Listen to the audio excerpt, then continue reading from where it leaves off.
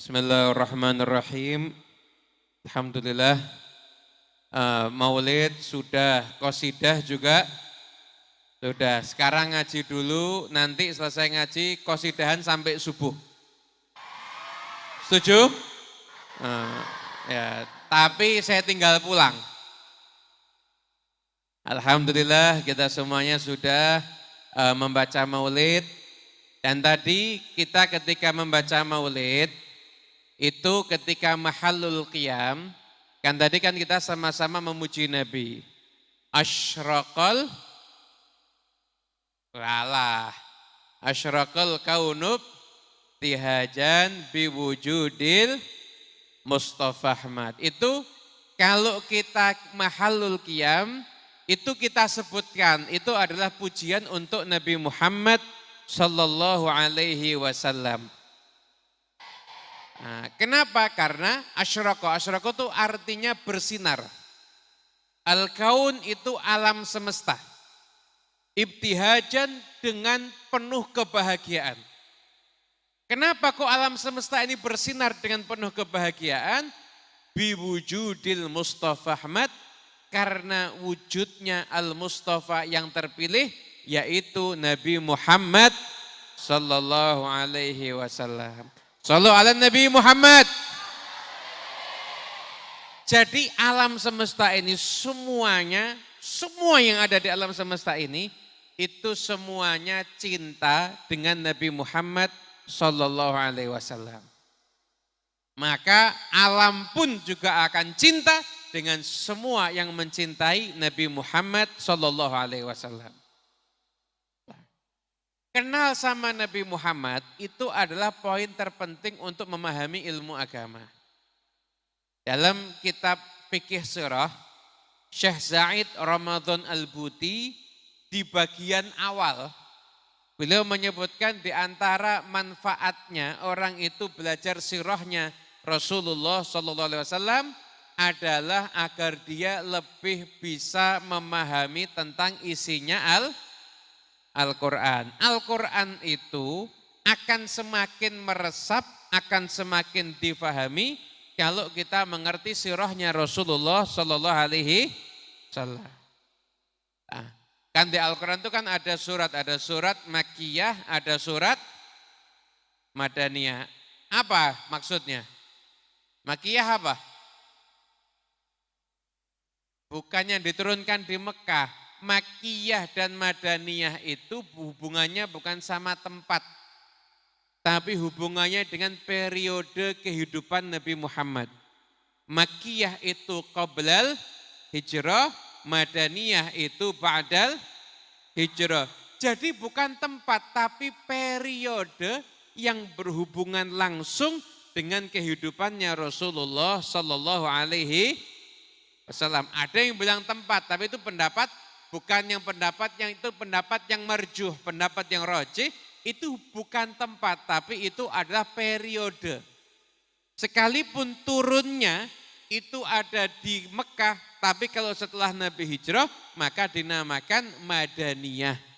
Karena itu berhubungan dengan periode Nabi Muhammad Sallallahu Alaihi Wasallam. Nah, Syekh Ramadan Al-Buti beliau juga menyebutkan, dulu ketika ada negara tertentu, nama negara nggak boleh disebutkan, ketika itu menjajah Mesir.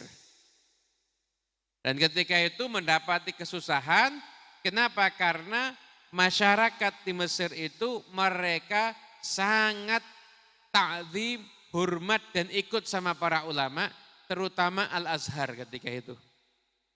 Maka akhirnya kalau mereka para penjajah ini mau melawan Al-Azhar, berarti musuhnya banyak. Maka akhirnya dia gimana caranya menjadikan kaum muslimin itu enggak seneng sama ulamanya, enggak percaya sama Qur'annya, bahkan tidak percaya dan tidak bangga dengan nabinya. Dengan berbagai macam pemikiran. Yang antaranya disebutkan di situ adalah ketika itu disebutkan itu di Eropa ada namanya revolusi industri. Ada revolusi besar-besaran.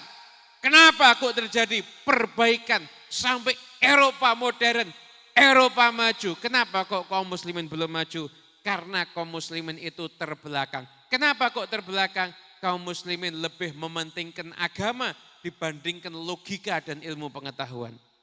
Kalau kepengen kaum muslimin itu berjaya, agama sendiri, logika ilmu pengetahuan sendiri, baru kaum muslimin nanti akan berjaya. Dia mempropaganda seperti itu. Akhirnya sampai muncul buku-buku sejarah Nabi Muhammad, tapi menolak mukjizatnya Nabi Muhammad. Itu ketika bahkan mukjizat itu yang disebutkan di Al-Quran. Ketika Allah Ta'ala ngirimkan burung ababil. Burung ababil itu disebutkan di Al-Quran surat Al-Fil. Burung ababil itu dia bawa satu burung bawa 3 batu. Di paruhnya 1, kemudian di cengkraman tangannya ini ada 1. Berarti total ada 3. 1 batu dijatuhkan ke setiap pasukan yang akan menghancurkan Ka'bah, itu tembus dari atas sampai ke bawah. Tembus dari atas sampai ke bawah sampai meninggal dunia. Nah itu dia nggak mau, ini nggak masuk akal, masa burung bawa batu langsung mati. Itu bukan batu dari api neraka, tapi itu adalah penyakit cacar. Kenapa? Pokoknya nggak mau dengan yang nggak bisa mukjizat, nggak percaya. Nanti juga ketika Nabi SAW itu perang Badar itu kan kaum muslimin 313, yang bawa pedang dikit, yang bawa senjata dikit, musuhnya 1000 persenjataan komplit. Ketika peperangan itu sudah semakin genting, maka Allah Ta'ala ngirimkan pasukan malah malaikat dipimpin oleh malaikat Jibril pakai surban berwarna kuning dalam sebuah riwayat. Begitu pasukan malaikat datang itu disebutkan di Al-Quran, itu enggak percaya, itu yang dimaksud bukan pasukan malaikat, tapi yang dimaksud adalah kekuatan motivasi. Jadi enggak mau sesuatu yang enggak masuk akal. Memang agama ini bukan akal, agama ini adalah iman. Kalau ngaji fikih itu ada pembahasan mashul khuf. Betul enggak? Betul apa enggak? Khuf itu apa? Tapi dicacah-cacah. Betul. Khuf itu apa? Mirip seperti sepatu. Orang kalau dia itu pakai khuf yang memenuhi syarat, itu kalau mau wudu nggak harus nyopot khufnya. Terus basuh kakinya gimana? Cukup membasuh di atas khuf. Nah, itu yang dibasuh atasnya atau bawahnya?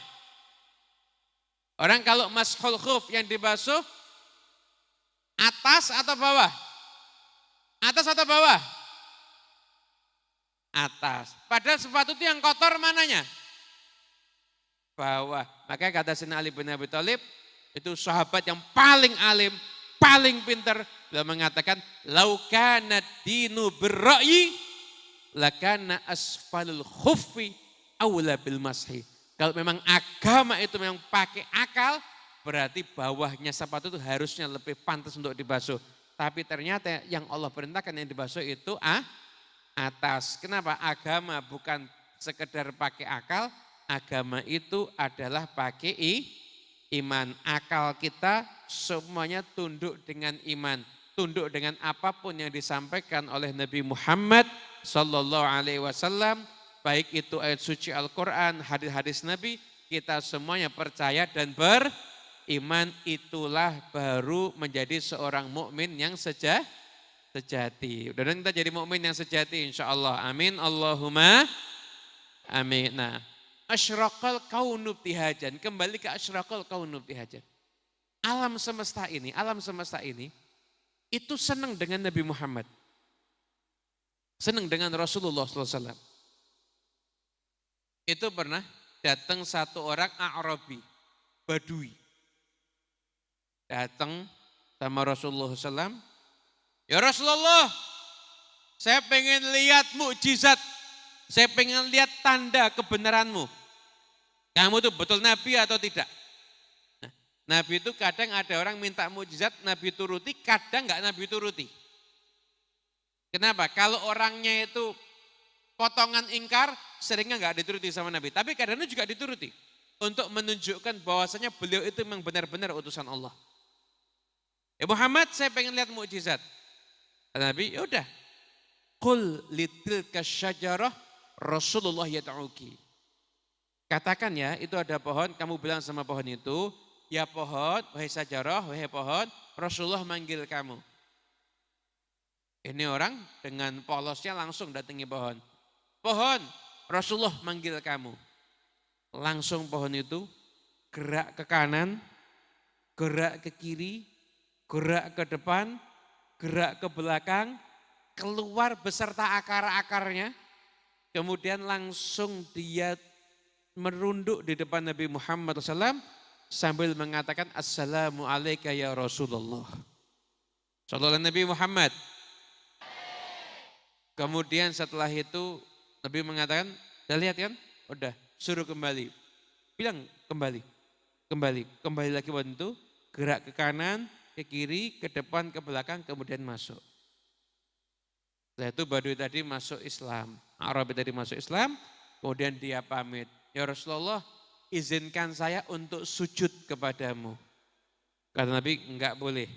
Seandainya saya memerintahkan seseorang sujud pada orang yang lain, niscaya akan aku perintahkan istri sujud pada suami. Tapi, ya Rasulullah, saya mau mencium tanganmu dan kakimu, diizinkan sama Rasulullah SAW.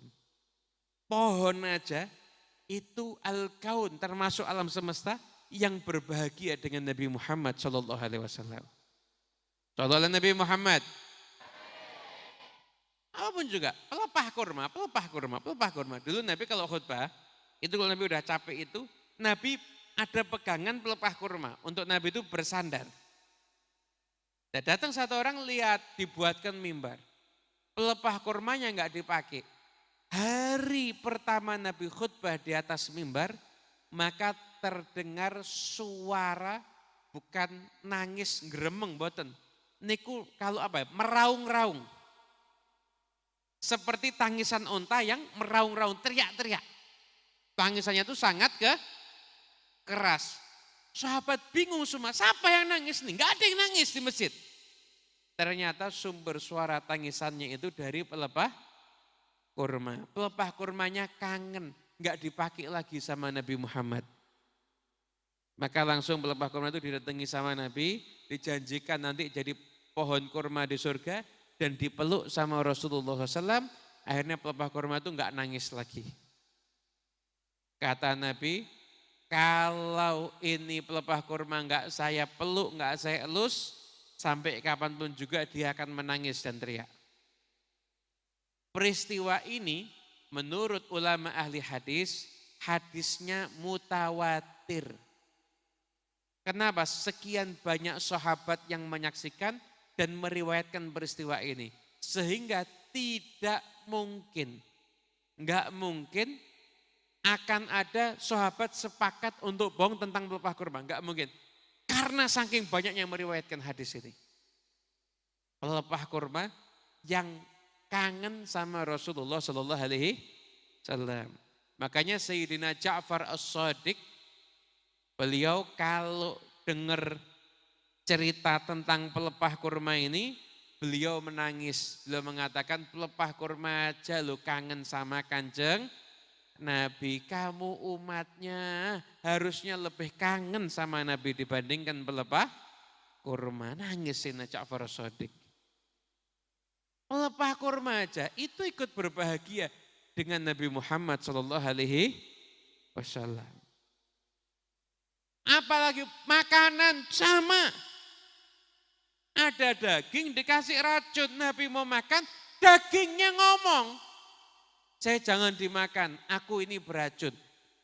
Ditinggal sama Nabi, betul, diracuni betul itu dagingnya.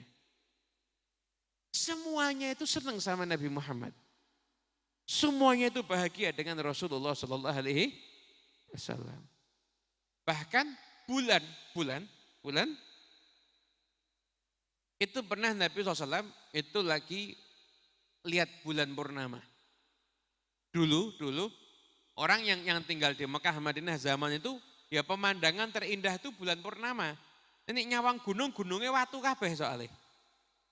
Mau ke pantai, pantainya itu jauh. Jadi pemandangan yang paling bisa dinikmati itu adalah bulan purnama. Tapi itu sebelum mereka kenal dengan Nabi Muhammad. Kata Jabir bin Samurah, saya pernah lihat waktu bulan purnama terang-terangnya, di bawahnya Nabi Muhammad pakai jubah berwarna merah. Saya lihat bulan purnama, saya lihat Nabi Muhammad, lahuwa indi ahsanu minal qamar. Sungguh Nabi Muhammad lebih indah dibandingkan bulan purnama. Karena terangnya Rasulullah SAW. Nah, di Mekah, Nabi lagi berdiri lihat bulan purnama, datang Abu Jahal CS. Abu Jahal CS datang. Muhammad, kalau kamu betul Nabi, fasyuk lanal qamar firqatain. Belah rembulan ini jadi dua. Nabi, in fa'altu tu'minun. Kalau saya lakukan kamu mau beriman? Iya, minta sama Tuhanmu. Maka Nabi doa, kemudian Nabi belah bulannya, yang kanan geser ke atas bukit yang sebelah kanan, yang kiri geser ke atas bukit yang sebelah kiri. Disaksikan ketika itu. Kaget. Mereka teriak, mata kita disihir Muhammad. Mata kita disihir Muhammad. Pasti cuma mata kita. Coba tanya sama orang lain. Tanya sama semuanya. Ternyata semua yang menyaksikan bulan itu terbelah menjadi dua di zaman Rasulullah SAW. Ini yang lihat mukjizat ini, enggak ada yang beriman. Sampai peristiwa ini diabadikan sama Allah Ta'ala di Al-Quran, iqtarabatis sa'atu wansyaqqal qamar. Telah dekat datangnya kiamat dan telah terbelah bulan. Jadi orang yang lihat ketika itu, mereka berpaling dan mereka mengatakan ini adalah sihir yang kuat. Mereka enggak mau beriman kepada Rasulullah Sallallahu Alaihi Wasallam. Bulan itu patuh dengan Rasulullah Sallallahu Alaihi Wasallam. Bulan aja ikut berbahagia, karena bulan itu senang sama kanjeng Nabi Muhammad Sallallahu Alaihi Wasallam.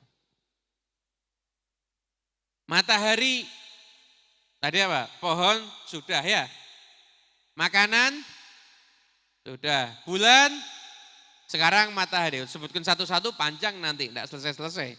Akhirnya tidak jadi qasidahan sampai subuh. Nanti ini habis alamatnya anak soleh, alamatnya anak soleha.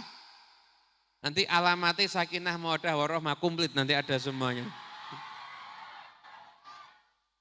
Sallallahu Nabi Muhammad. Lanjut ya. Nah, tadi sampai mana? Mata. Nah, matahari itu panas apa dingin? Yang mana dulu? Kalau yang di sono panas, kalau yang di mall dingin. Tapi ini matahari yang asli, bukan matahari yang ada di supermarket, bukan matahari yang ada di mall, tapi matahari yang asli. Matahari. Itu pernah Nabi SAW itu Nabi itu jadi biar tahu. Ini kan di sini kan seringnya belajar Nah, Quran itu bisa kita baca, bisa kita dengarkan karena sudah lewat perantaranya Nabi Muhammad. Kalau seandainya langsung dari Allah, malaikat Jibril, kemudian malaikat Jibril bicara ke gunung, hancur. Yang bisa nerima Quran itu cuma Rasulullah SAW. Pernah Nabi Muhammad SAW itu kalau sudah dapat wahyu, kadang beliau itu musim dingin beliau sampai berkeri. Kalau beliau duduk di atas unta, untanya sampai langsung deprok. Pernah ada sahabat Z, ketika itu lututnya nempel sama lututnya Nabi, pas Nabi lagi bergetar badannya karena dapat wahyu. Kata Z, ya Allah lutut saya mau pecah. Bayangkan kalau bukan Nabi Muhammad gak akan ada yang yang kuat. Pernah Nabi Muhammad mendapatkan wahyu, kemudian beliau tidur di pahanya Sayyidina Ali bin Abi Thalib. Kanjeng Nabi sudah sholat asar, Sayyidina Ali ketika itu belum sholat. Terus kanjeng Nabi tidur, Sayyidina Ali tidak berani bangunkan, sampai akhirnya terbenam matahari. Sekarang kalau orang itu masuknya waktu asar, tandanya apa? Ayo loh, ada kok, di Safinah ada. Masiru dhilli syai'. Loh kok lupa? Apa tandanya masuk waktu asar? Nah kalau, mau lihat di Google dulu. Keliru enggak jawabannya. Jadi kalau ada benda 5 cm atau enggak benda 10 cm, bayangan benda itu lebih dari 10 cm. Sudah 12 cm misalkan lebih segitu, itu berarti masuk waktu asar. Paham Ji? Keluarnya waktu asar kapan? Biguru bisyams, dengan terbenamnya matahari. Kok tepuk tangan? Belum bisa jawab kok tepuk tangan sudah. Dengan terbenamnya mata, itu keluarnya waktu. Lah Sayyidina Ali di pangkuannya itu ada Nabi Muhammad. Beliau itu nunggu sampai terbenam matahari, barulah Nabi Muhammad bangun. Nabi tanya, as-salaitul asar? Ali sudah salat asar? Belum ya Rasulullah. Nabi langsung doa, ya Allah, Allahumma in kana fi ta'atik wa ta'ati rasulik fardud alaihi syams. Ini diabadikan di tafsir Al-Qurtubi ada kisah ini. Ya Allah, kalau Ali itu dalam ketaatan padamu dan ketaatan pada Rasulmu, kembalikan lagi mataharinya ya Allah. Itu kata Asma, demi Allah saya lihat matahari sudah terbenam, matahari naik lagi, Sayyidina Ali sholat asar, selesai sholat asar mataharinya turun lagi. Shallallahu ala Nabi Muhammad. Hebat apa enggak Nabi Muhammad? Hebat loh, matahari ya manut sama kanjeng. Karena ciptaan Allah, semuanya ini kan makhluk. Yang khalik itu hanya Allah. Semua makhluk ini, itu levelnya di bawahnya Nabi Muhammad. Semuanya, gunung, matahari, bulan, surga, neraka, semua itu levelnya di bawahnya Nabi Muhammad sallallahu alaihi. Paling istimewa itu Rasulullah sallallahu alaihi. Makanya fanatik kalau sama kanjeng Nabi itu boleh. Kenapa? Karena beliau itu betul-betul manusia yang paling istimewa, yang paling sempurna. Bayangkan Nabi Muhammad SAW itu, keringatnya aja wangi. Keringatnya aja wangi. Itu kalau ada anak kecil Nabi itu kalau habis sholat, anak-anak kecil itu rebutan, megang tangannya Nabi, dicium dan ditempelkan ke pipinya. Itu kalau ada anak kecil habis dilus sama kanjeng Nabi, palanya terus pipinya gitu, itu kalau pulang ke rumah semua keluarga tahu, kamu masih habis dilus sama kanjeng Nabi ya? Iya kok tahu, dari mana? Bau wanginya nempel. Dan bau wanginya Nabi Muhammad sangat dihafal sama para sahabat, karena tidak pernah ada wewangian seharum wanginya Nabi Muhammad SAW. Itu kalau kanjeng Nabi lewat di satu jalan, semua akan tahu kalau kanjeng Nabi lewat di situ. Kenapa?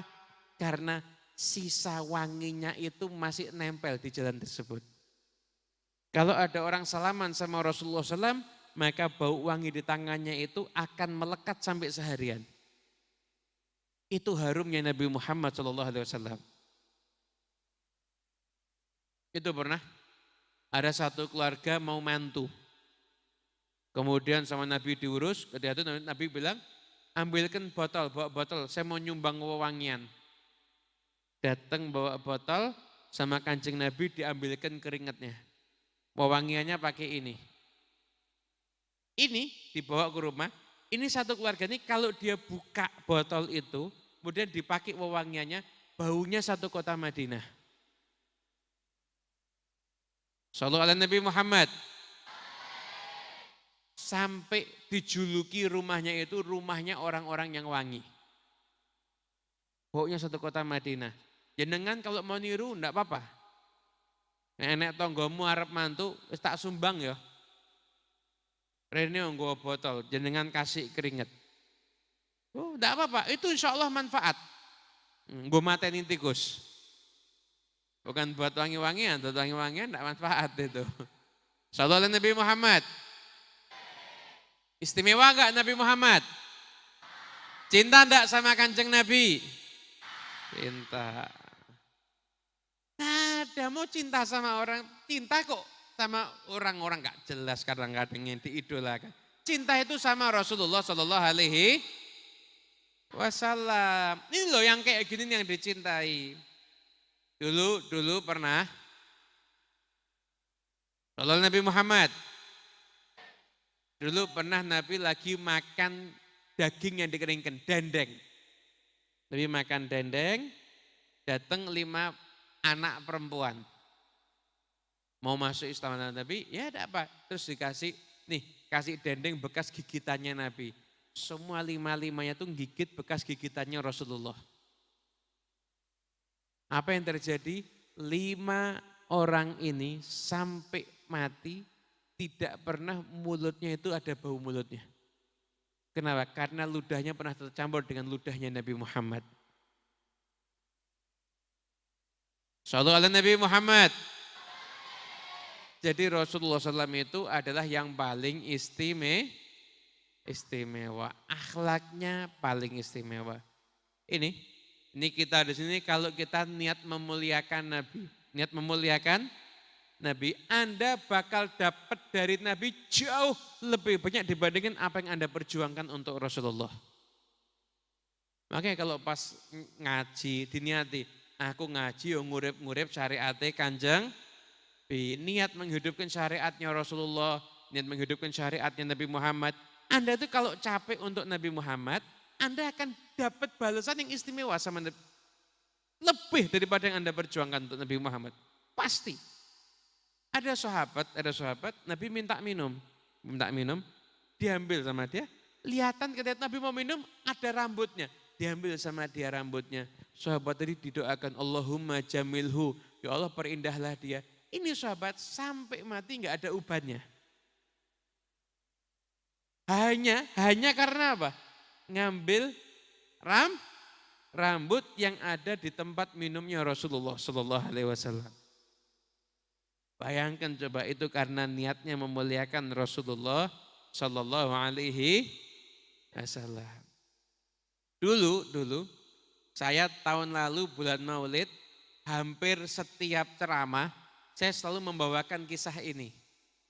Saya selalu membawakan kisah ini. Nah ini saya ceritakan kisahnya dan nanti saya ceritakan kenapa kok saya membawakan kisah ini terus. Dulu ada namanya Syaibah bin Uthman.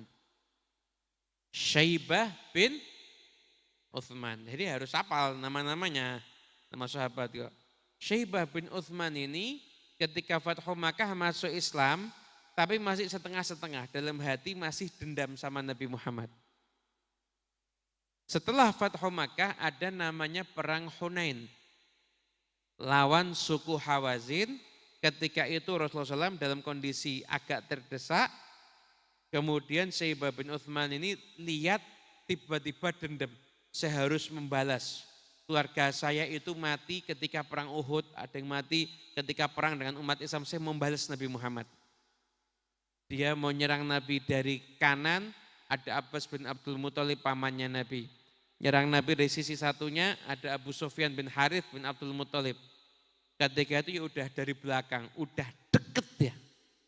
Jarak antara dia sama Nabi itu sudah sekiranya dipukulkan pedangnya kena ke Nabi Muhammad. Dia ancang-ancang, dia angkat pedangnya, tiba-tiba kilatan petir datang, duar. Enggak ada suaranya tapi ya, duarnya itu cuma ekspresi aja. Cap, gitu. Sinar terang dari api. Dia kaget, dia jalan mundur. Langsung Nabi Muhammad SAW itu tahu. Noleh Nabi Muhammad SAW, ya Syaib, hai Syaib sini. Dipegang dadanya sama Rasulullah SAW. Didoakan sama Nabi Muhammad SAW. Kata Syaibah, demi Allah Nabi melepaskan tangannya dari dadaku, demi Allah yang paling aku cintai Nabi Muhammad. Lebih aku cintai dibandingkan pendengaranku, penglihatanku. Ini yang tadi yang membunuh Nabi, langsung berada di depan Nabi, menjadikan tubuhnya untuk tamengnya Nabi Muhammad. Namanya Syaibah bin Utsman. Syaibah bin Utsman ini keluarganya Utsman bin Talha, yang akhirnya Utsman bin Talha kemudian ngasihkan kunci Ka'bah kepada Syaibah bin Utsman. Sampai sekarang yang megang kunci Ka'bah di Mekah itu cucu-cucu dari Syaibah bin Utsman. Kenapa kok cerita ini tahun lalu kok saya berkesan sampai saya bawakan terus? Karena saya pengajian, yaitu saya pengajian, saya ngajar, baca kitab, pas kitabnya itu ceritanya Syaibah bin Utsman. Jadi kitabnya itu ceritanya Syaibah bin Utsman. Saya baca kitab cerita Syaibah bin Utsman ini, di belakang ada yang teriak, Allahu Akbar, Allahu Akbar. Allah nggak bingung, siapa iki? Selesai saya ngaji, kemudian ada yang datengin saya. Satu orang dari Indonesia, satu orang lagi wajahnya kok kelihatan asing. Ini ngobrol-ngobrol, ternyata orang ini cucunya Syaibah bin Utsman. Jadi yang kamu ceritakan itu kakek saya barusan. Subhanallah kok ya bisa ngepas, cucunya datang pas di kitabnya yaitu. Saya bilang loh, ini tadi harusnya sudah saya lewati. Kenapa? Karena babnya selesainya di yang sebelumnya. Tapi karena waktu masih ada, mau enggak mau saya baca. Berarti buat nyambut kamu ini insya Allah. Nah cucunya ini Syaibah bin Utsman ini dia cerita. Kita akan mau mendengarkan cerita versi cucunya langsung. Dia bilang kakek saya itu waktu itu hampir berbuat dosa yang terbesar yang ada di dunia.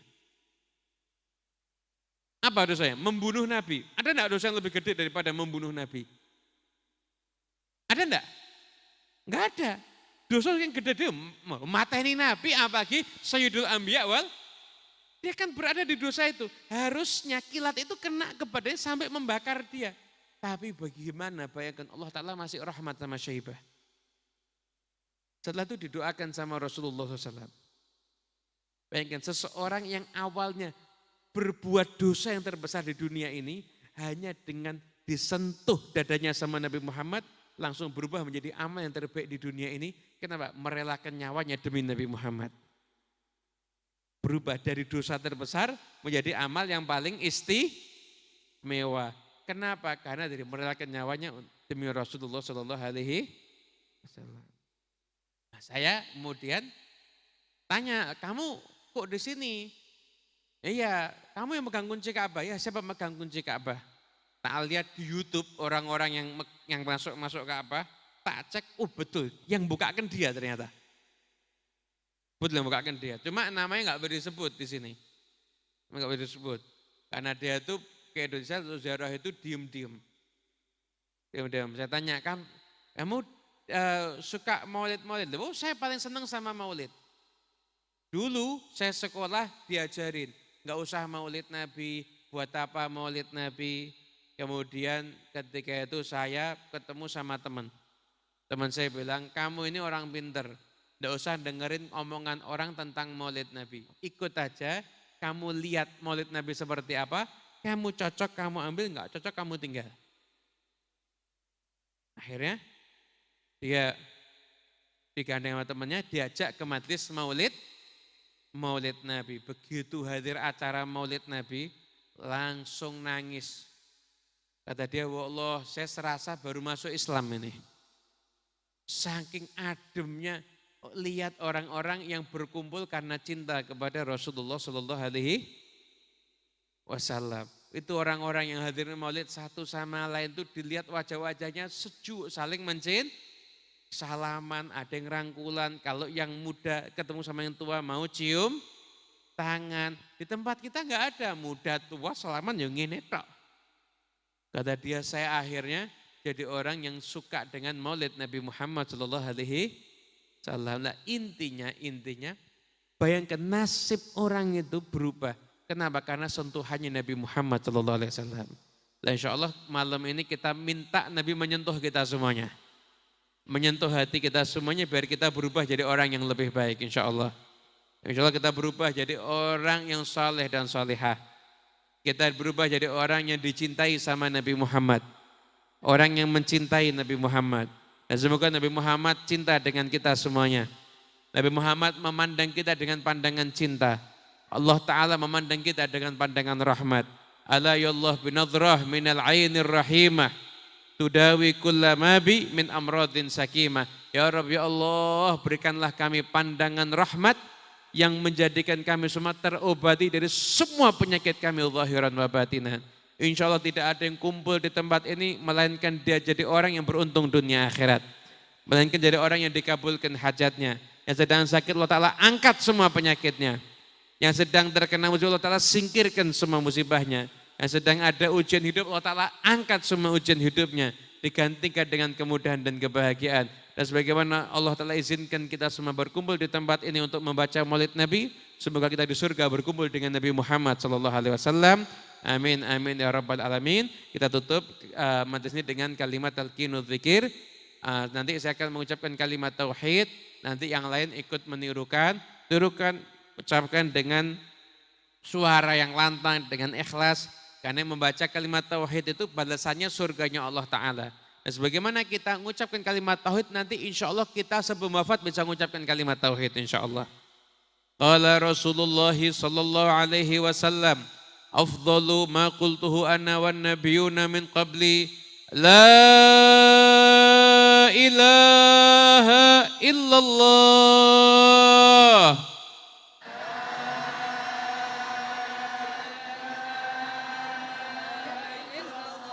La ilaha illallah.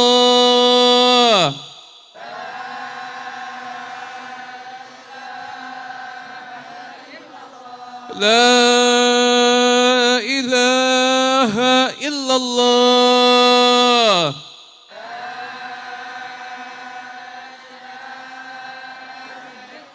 Muhammadun Rasulullah sallallahu alaihi wasallam. Asyarafa kurma jadu azam kalimatu haqqin alaihna haya wa alaihna madalatu wa Allah ta'ala minal amin amin. Bismillahirrahmanirrahim. Alhamdulillahirabbil alamin. Allahumma shalli wa sallim ala sayyidina Muhammadin wa ala alihi washabihi ajmain. Allahumma inna nas'aluka al-afiyah wa dawamal afiyah wa tamamal afiyah wa syukra ala al-afiyah. Allahumma fil lana wa li walidina wal masyayikhina wa muallimina dhil huquqi alaina maftah alaina wa ala auladina wa talabatina futuhal arifin. يفقهنا وإياهم في الدين وعلمنا وإياهم التأويل والسبيل وأن نفتح على جميع طلبة معهد النور فتوح العارفين يفقهنا وإياهم في الدين وعلمنا وإياهم التأويل وأهدنا وإياهم إلى سواء السبيل اللهم أغننا بالعلم وزينا بالحلم وأكرمنا بالتقوى وجملنا بالعافية اللهم نزه قلوبنا عن التألق بمن دونك واجعلنا من قوم تحبهم ويحبونك اللهم أصلح النية والذرية واجعل الحاجات كلها مقضية diniyah wa dunyawiyah wa urawiyah bijaya khairil bariyah wa ila khatatin Nabi Muhammadin sallallahu alaihi wasallam. Al-Fatihah. Billahi minasyaitonir rajim. Bismillahirrahmanirrahim. Alhamdulillahirabbil alamin arrahmanirrahim maliki yaumiddin. Iyyaka na'budu wa iyyaka nasta'in ihdinas siratal mustaqim. Siratal ladzina an'amta 'alaihim ghairil maghdubi 'alaihim waladdallin. Amin amin ya rabbal alamin. Saking kula cukup semanten, udah insyaallah kita doakan Ramaki Asih